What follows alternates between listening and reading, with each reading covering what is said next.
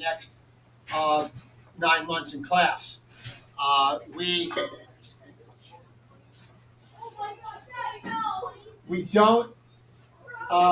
don't have time this week to talk about the video, but you should get it done. If it's not, I graded a couple. I plugged in a score. I saw that some of you completed already, so that's great.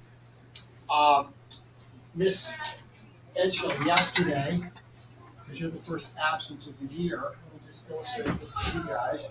First high school class absence. I have an absence folder just for this class. So when you are out, at the end of the day, I'll put in each day you're out what you missed. So, Alyssa, I put in yesterday, I gave you a couple handouts. I gave everybody a constitution, and I gave you, and I did this for your benefit. You asked the question. You asked, what's a Democrat and what's a Republican? You got a nice little cheat sheet on there to highlight the difference. Thank you. All you'll need to do when you retrieve work from your absence folder is signing saying you took the work out, and date it, tell me the date that you took the work out. So I illustrated that today. I'm not going to ask you to sign it, but in the future, if you're out and you miss a class, you can always check out Google Classroom. I will post it on there. But if there's a hard copy of something that you need, it's always going to be in that folder. Yeah, Haley. Okay, so she's on her way up. All right, are you guys, is guidance seeing some of you folks? Is that what's called? Okay. All right, the other item, briefly, I've got probably 6 or 7 of these back, certificate of residencies. If you haven't gotten these back in, try to get them back in before the end of the day tomorrow. And try to get your online registration, the other component that goes with this, done as well. Try to get that done by the end of next week, okay? You have to register with Hudson Valley in order to get, to make sure you get credit for the college credits that are applicable. So we have a vocab quiz tomorrow on Chapter 5 words. I posted the Chapter 5 words online so you guys can study them. You can link them right on your Google Classroom page. I think I updated and fixed it yesterday for you. Quick vocab quiz at the beginning of class tomorrow, and then we'll finish up the notes and some important things that I want to talk about regarding the revolution before we move on. Next week, we're going to be looking at Chapter 6. You should have Chapter 6 read for Monday's class period. Chapter 6 should be read for Monday's class period. Chapter 6, Securing the Constitution. All right. Briefly, to open class today, we're going to look at Spain. We're going to look at Spain and the role that Spain played in the American Revolution. I think I made mention of this to you earlier this week, but Spain, like France, like the Netherlands, Spain is basically going to come and emerge as an ally to the United States. Not so much because they're gung-ho about helping the new fledgling Americans, but they're trying to exact some military and political revenge on their hated rival from Europe and Great Britain. France and Spain both see Britain as weak after the battle at Saratoga. France signs on as our ally, and France wants to basically exact a political and a military score because France and Spain are both, long before the revolution, France and Spain were heated rivals in Europe with England. So now France and Spain have an opportunity to twist the knife a little bit and get involved in making sure that Britain is punished and loses the American Revolution. Both France and Spain help the Americans, France more so, but Spain is important. And this is one of the leaders of the Spanish effort to assist the Americans. This is Bernardo de Galvez. General Galvez is shown here in this 18th century portrait. He was a Spanish general and statesman who led the colonists to victory in British-held Pensacola, Florida in 1781. So he actually is going to aid He's going to aid the Americans in a victory toward the end of the war after joining on as an ally. A little bit about Galvez before we move on. And again, big picture here, ladies and gentlemen, what I want you thinking about and what's really important to know is that American success in the revolution was made possible by the commitment of Spain, France, and the Dutch when they signed on as our allies.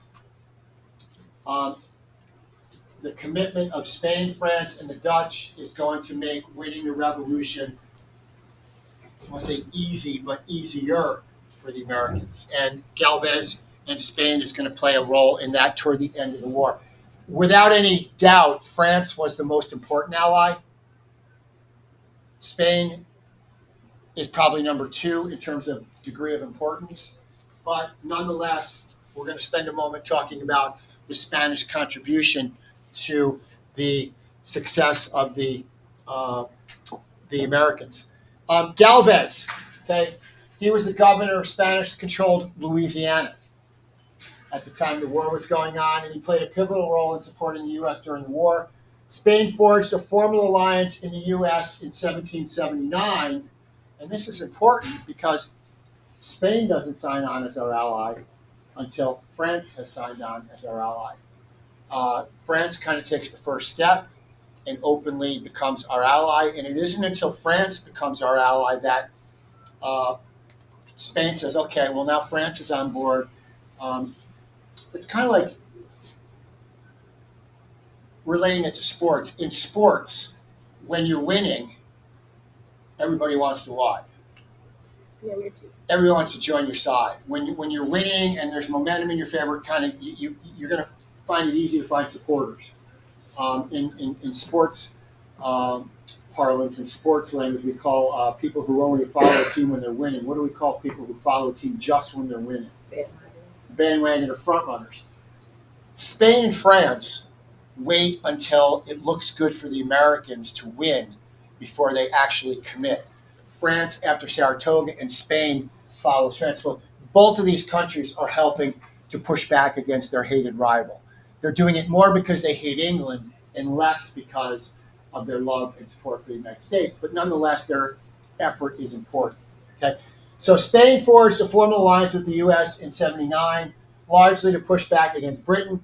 Galvez helped provide supplies to the Patriots and organize the Louisiana Territory's multicultural community to support Spain's allies. So basically, Galvez is able to take New Orleans has always been a melting pot of different ethnicities, different races, and Galvez is able to basically organize that melting pot, that diverse group of citizens that lived in and around Louisiana and New Orleans. He's able to kind of convert them into allies, and if Spain is helping the United States, he helps convince those allies to help Spain in their efforts to help the Americans. After he and his troop captured Mobile, Alabama from the British in 1780 and Pensacola, Florida in 1781, the British ceded their claims. They gave up their claims on West Florida to General Galvez. These territorial acquisitions played an important role in undermining British efforts to focus their military resources on fighting against the U.S. Again, a lot of in the weeds detailed stuff, but what you need to know is France and Spain basically caused the British to have to fight battles and to commit manpower to places other than where a lot of the fighting was going on with the Americans. And if the British are expending soldiers to fight against the French and to fight against the Spanish, those are less soldiers that they have to fight against who? The Americans. And this is exactly what's going to happen. The British Army is going to have to put a lot of their efforts on the Spanish and on the French, and that's effort that they can't focus on the Continental Army. So Spain and France both play a vital role. Okay, France most important, Spain probably number 2 in terms of degree of importance. I don't want to get too bound up in that, but it is significant. Understand that the victory of the United States was made possible by the support of our European allies. It came quicker because of the support of the European allies, and it made it difficult for Britain. To continue to wage war. Remember, we talked last week. Who remembers from last week? What did we say? What did we say was Britain's?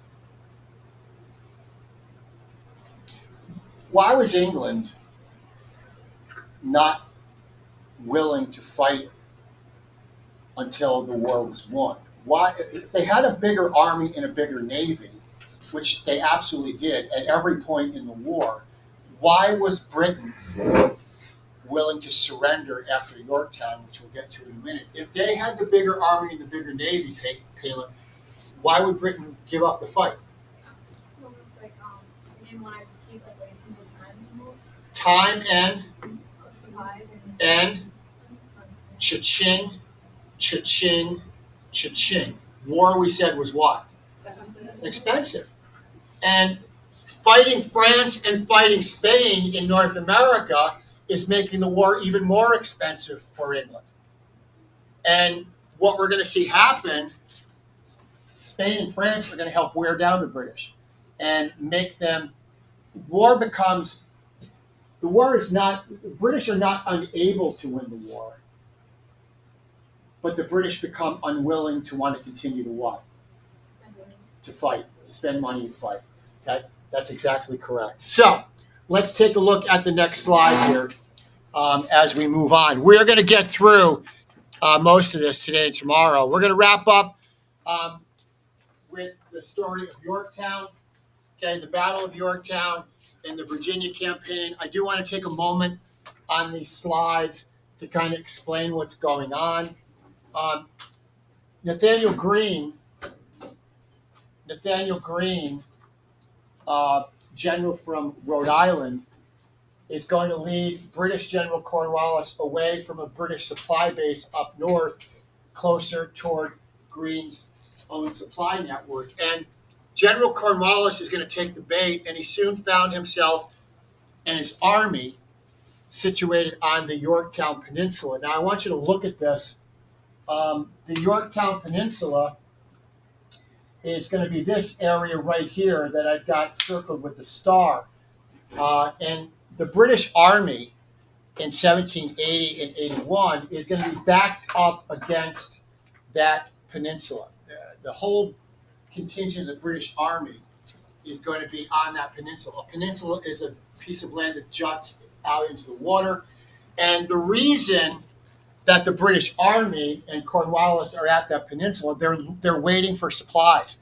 They're waiting to be resupplied. And as they're waiting for resupplies, we're going to find that General Washington's army is going to begin to move south, and they're going to coordinate with the French Navy to basically trap the British soldiers at Yorktown. A little bit more on this as we talk here. The French Navy fleet, led by de Grasse, came just in time to block the British Navy forces from bringing additional support or from evacuating Cornwallis and his soldiers who were trapped at Yorktown. The French Navy, looking at the map again, the French Navy is going to basically come and block the British supply ships from getting to the British soldiers. So if the British can't get supplies from home via the Atlantic, and Washington's men are coming down south from in the north, what do we have really at Yorktown? We got the British in what position are they in? They're trapped. They're trapped with their back up against water. They can't get out because the French are blocking their way out. They can't move forward on land because they're being surrounded by George Washington's army and American soldiers. So what's going to happen at Yorktown, Virginia, okay, the Continental Army is going to pummel them with artillery and cannon fire for a period of weeks in September and October of 1781. And the British have no way.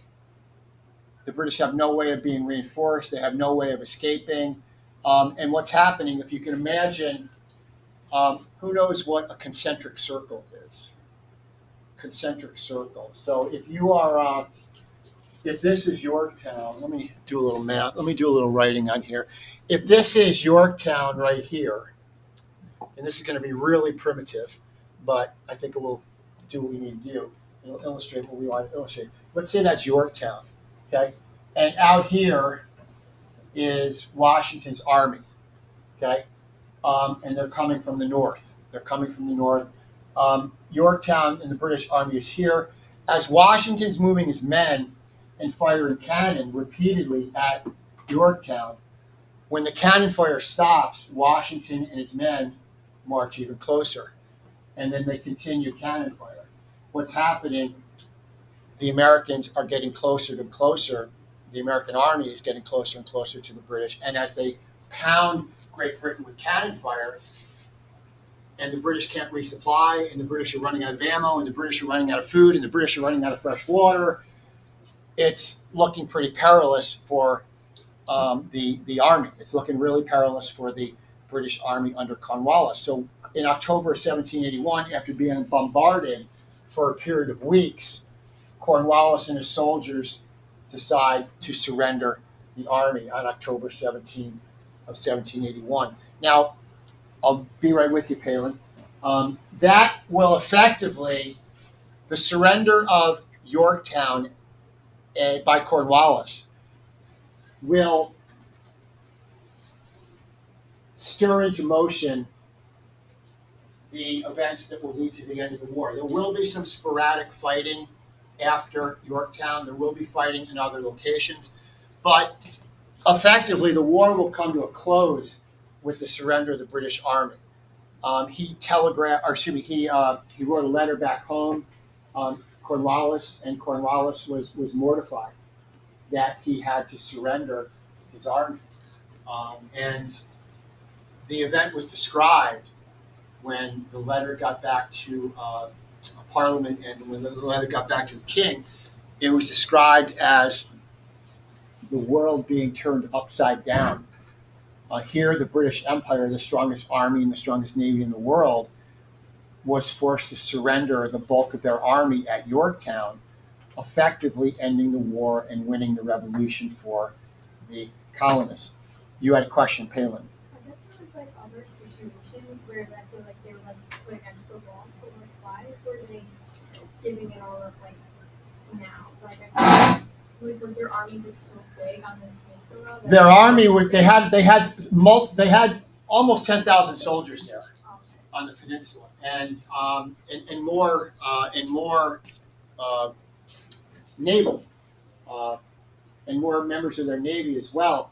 But the last thing in the world that Cornwallis wanted to have happen was to have his army depleted, totally wiped out. So rather than risk being taken prisoner, rather than risk all those men being killed as Washington kept moving closer and closer, Cornwallis, in my view, did something very courageous. Cornwallis could have stood and continued to fight and had been obliterated without a way to escape. Cornwallis decided to cut his losses and say, enough is enough, we're going to surrender our army. And when Cornwallis surrendered, effectively, this will mark the end of the war. Again, there will be some fighting that will go on for a time, and it will take a while for the treaty to be negotiated. Who knows what year the Treaty of Paris would actually go into effect? 83. It would be about a year and a half from this time for the Treaty of Paris to be enacted. So there will be some fighting. There's a couple of battles we might talk about tomorrow that occur after Yorktown, but effectively, for our purposes, Yorktown results in the British surrender and the unofficial end of hostilities between the United States and Britain. To go back to a main idea we've talked about a lot in the first 2 weeks of school, Britain surrendered not because they felt that they would not win the war. Britain surrendered more because the war was becoming too expensive to wage. And I don't mean expensive just in terms of money. Britain recognized that it was costing not just treasure, not just money. It was costing manpower, it was costing property, it was costing far, far, far too much for them to continue this fight 3,000 miles from home. So if anybody ever asks you, like if college is in your future or teaching is in your future, the United States did a hell of a job outlasting the British. The United States did a wonderful job of taking advantage of the geography, taking advantage of the home field. The United States, to use another sports metaphor, the United States performed way above their ability. They performed way above their ability. But what also made the victory possible was that Britain, as armies will do at times, and countries will do, Britain simply lost the will to continue to fight. And with the United States outperforming themselves and Britain really kind of half-assed, not giving it full throttle toward the end of the war, those two things combined are going to result in the United States being able to walk away with a W. They're going to be able to walk away with the victory. Now, history, I learned history when I was your age, when I was in high school and in middle school. I learned this story a little bit differently. I learned that the brave American colonists who were outnumbered and outgunned totally and 150% took it to the British and kicked their butts. And because the Americans were stronger and better and fighting their home turf, that the United States won the war all on their own. And they did a great. Don't dismiss the fact the United States did a wonderful job of accomplishing what they needed to accomplish.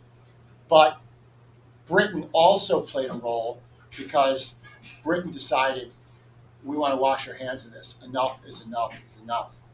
So it's kind of like this. It's kind of like, again, sports metaphors. You're up 30 on a team in the fourth quarter. Okay? You're up 30 on a team in the fourth quarter. Now, I saw some of your games last year. You weren't up on many teams 30 in the fourth quarter. But let's say you were. You're up on a team 30 in the fourth quarter and you take all your starters out. Okay? You take all your starters out, and the final score is Hoosick Falls 70 and your opponent 65. Okay? Now, you won. It's a victory. Was it a close game? 70 to 65. Would that be considered a close game? You know, you look at the final score, yes, but was it a close game for the entire game if they were up 30 in the fourth quarter? No. Well, here we got something somewhat similar. The United States is performing over their heads, but Britain has the advantage manpower, they have the advantage in naval power, they have the advantage in artillery, they have the advantage in weapons, they have the advantage in training, but they're just faced with so many challenges fighting a war from 3,000 miles from home that they're really not 100% able to accomplish what they want to accomplish. That means that the United States, the weaker opponent, the more inexperienced opponent, the United States, they take advantage of that. They take advantage of that. And you got to give credit where credit's due. The United States deserves all the credit in the world for their victory, but it wasn't a victory just based on their accomplishments. England had a lot to say about it. And when England raises the white flag after Yorktown, okay, that means that the United States is effectively the victor. All right.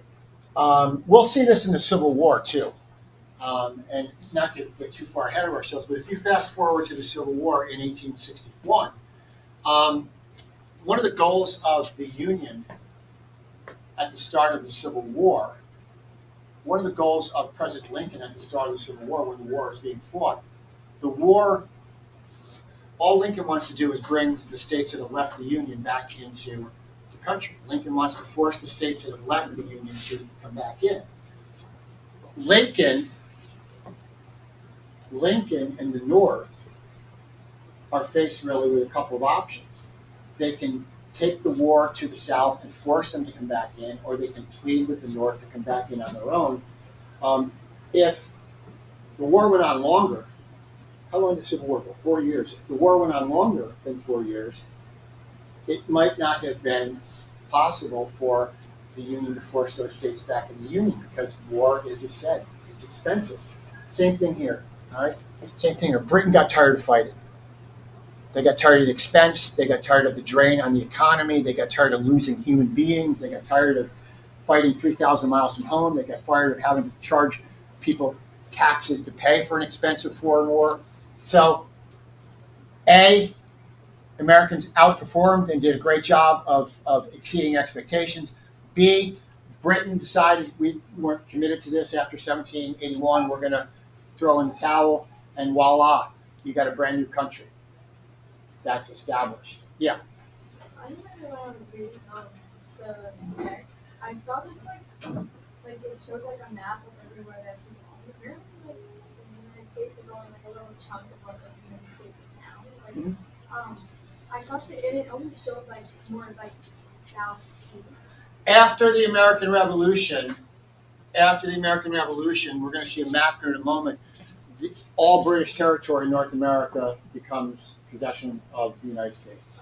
And that will basically mean that the United States' boundary after the Revolution will basically push up against the shores of the Mississippi River, north to south and up to Canada to the north.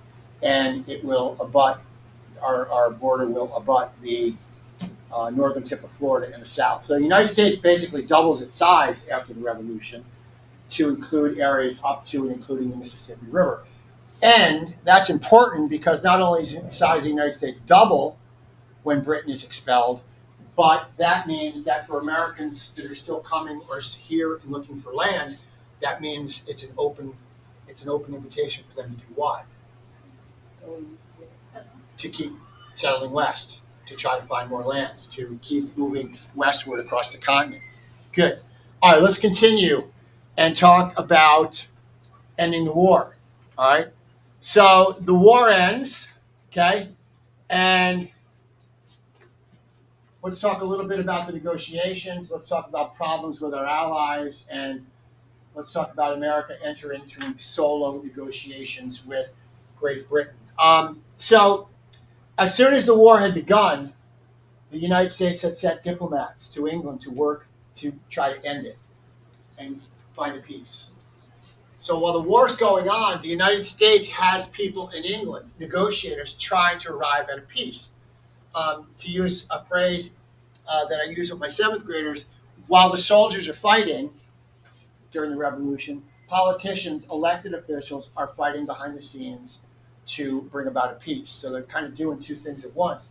And although negotiators fluctuated throughout the war, they were led by Ben Franklin from Pennsylvania and John Adams from Massachusetts. Neither of those men were soldiers. Neither of them would have been in any condition or at any age to have been soldiers. They were far too old. But both of them are skilled negotiators. Now, as soon as the war ends, ladies and gentlemen, it became obvious to the diplomats that France and Spain were not interested in ending the war. France and Spain, remember, France and Spain hate England. They want to kick the guy when he's what? They want to kick England when they're down. France and Spain, even though the United States has won the war after Yorktown, France and Spain want to keep piling on. They want to make a weakened England even weaker. Okay? England's army was defeated, but not her navy nor her people. France wanted England beaten and was unwilling to broker negotiations with it for the U.S. Spain had entered the war against England, but had never sent military aid formally to the U.S. By late 1781, after the Battle of Yorktown, after the news of Yorktown, the British government began to take measures to end the fighting in North America against the U.S. So Britain, after Yorktown, immediately began taking steps to scale back.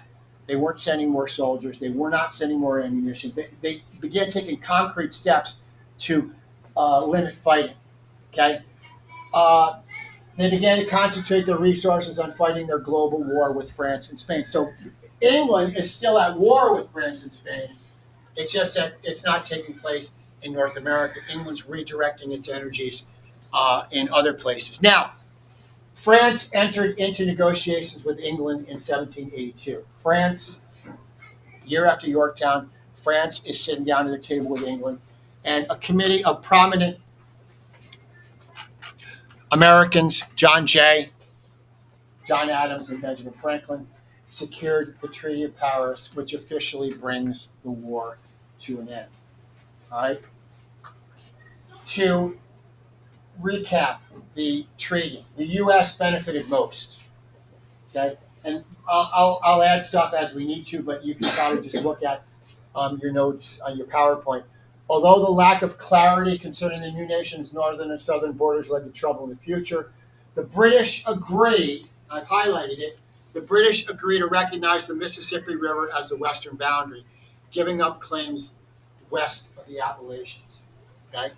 So this is important.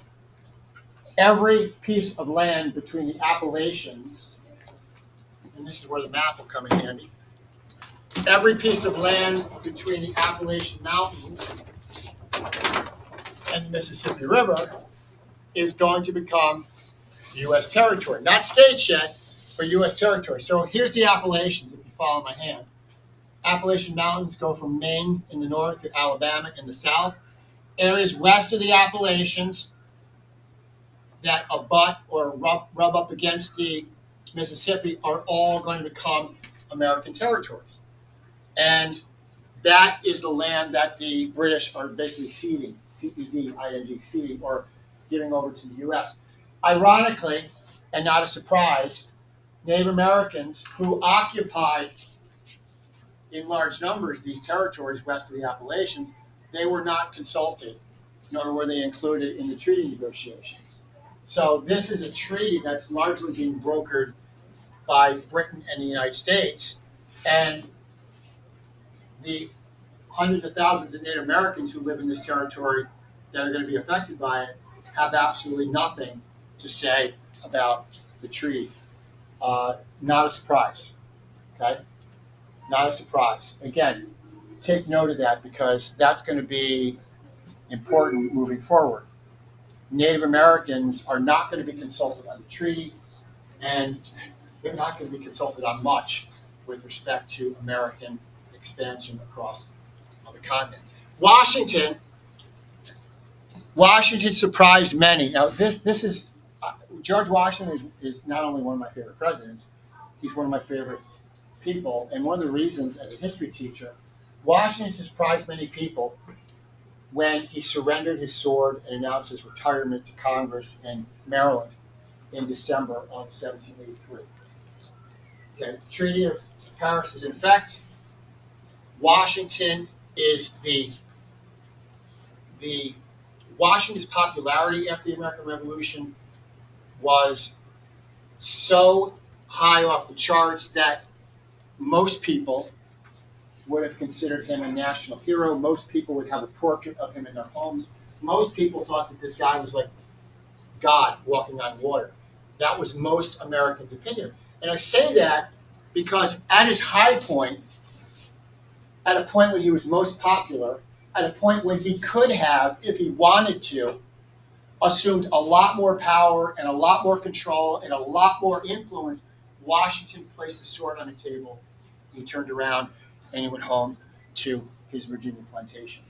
Washington was the consummate soldier, and he was more concerned about the young country establishing itself and becoming established than he was concerned about taking and achieving power.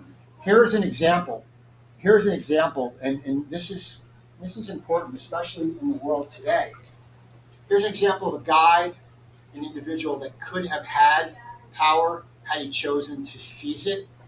And instead of taking advantage of that popularity, he decided that he was going to allow the country to be established and developed by others. He was not going to become a tyrant. He was not going to become a dictator or a leader that had the final say. Washington stepped away, and many view him as the greatest hero of the war, and they celebrated his role in the American victory. Kayla, hand. How did he become president? He became president in 1788, when his country called on him to participate in the Constitutional Convention in 1787, and he served as one of the presiders at the Constitutional Convention, and he was the first choice and really the only choice for most people to serve as the nation's first president. And the reason why, when he walked away in 1783 at the height of his popularity, when he walked away, when he easily could have taken power, seized power, everybody, 5 years later when he would be running for president, everybody trusted him because they knew that he had walked away voluntarily. He did what he felt was best for the country. He wasn't out, he wasn't in it for himself, and people recognize that. So when Washington becomes our first president, he's elected in 1788, takes office in 1789, he will be elected really uncontested. He had some political opponents, but he ran uncontested. Everybody knew if Washington survived between 1783 and the time the first election will be held in 17, every American recognized that Washington was probably going to be the first president. It wasn't handed to him, but they felt he was worthy of it, and he wanted to do it. He was called out of retirement to serve at the Constitutional Convention. He came to Philadelphia. He served as the president of the convention and basically sat there and observed and listened. And then because of his role as commander-in-chief, because of his accomplishments as the general of the Continental Army, there was really no other choice.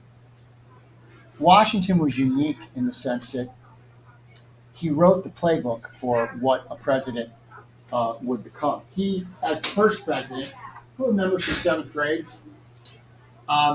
Washington, as the first president, established a large number of what? Washington, listen to the words here, I'm trying to give you a hint.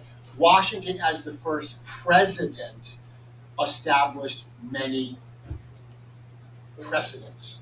In other words, Washington, as our first president, established, for example, no president would serve more than 2 terms in office until Franklin Roosevelt. There were no restrictions on presidents serving more than 2 terms. But when Washington served his second term, what did Washington do? What? He retired and said it's somebody else's turn. Again, Washington showed his leadership by basically handing off the reins of power to someone else. Washington established the precedent 2 terms in office. Washington established the precedent of giving an address at the end of his political term. The farewell address that he gave after the end of his second term would become something every president since then has done. Washington wrote the playbook on being a president, and he did so at a time when the nation sorely needed a strong leader. Sorely needed a strong leader after the American Revolution. All right, so there's a couple things that we're going to talk about tomorrow to wrap things up. I'm going to ask you to do the following tonight. If you haven't watched the Ed Puzzle video, please watch the Ed Puzzle video on the Electoral College, and we'll finish up our PowerPoints tomorrow after our vocab quiz. Any questions? Everybody good? I just